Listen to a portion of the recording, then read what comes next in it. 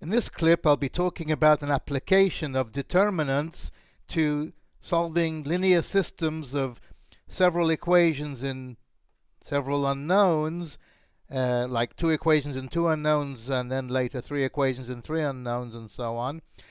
But this will only work when the system has a unique solution. Okay, let me get started, and then we'll see what this all means.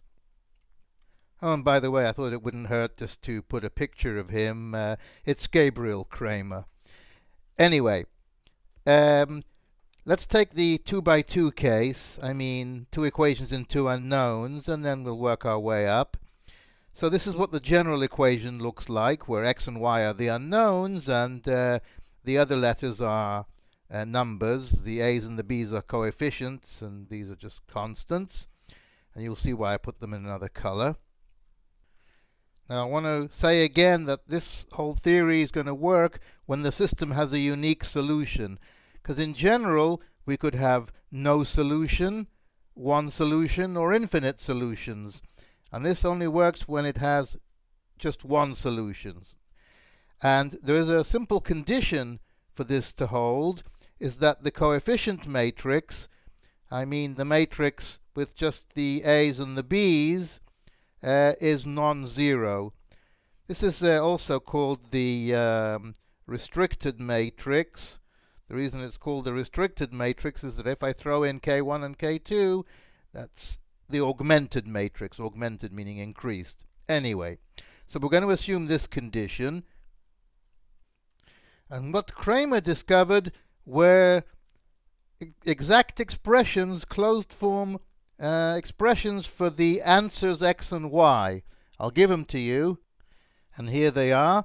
And each of x and y is just a computation, a determinant divided by a determinant.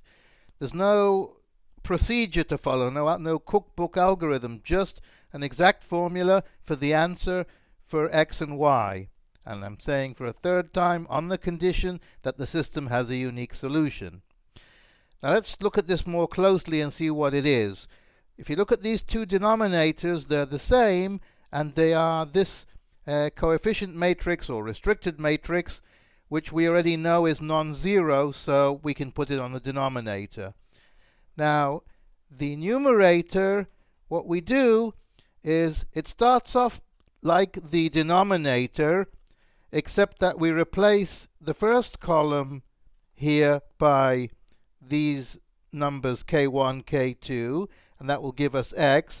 But if we replace the second column, the a's from here and k's from here, then it gives us y. So in each case, all but one column is from here. I say all but one because in the 3 by 3 and higher case, all the columns will be the same as below, except for a single column, which will be in blue, so to speak. Okay. So let's see an example. And here's our example.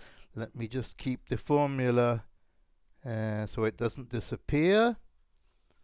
Okay. This is the system. And this is A1 and A2 and B1 and B2 and K1 and K2. So this is what I do. I take fraction, a determinant on the top, a determinant on the bottom. On the bottom, I put 5 minus 2, 2, 3 in each of them.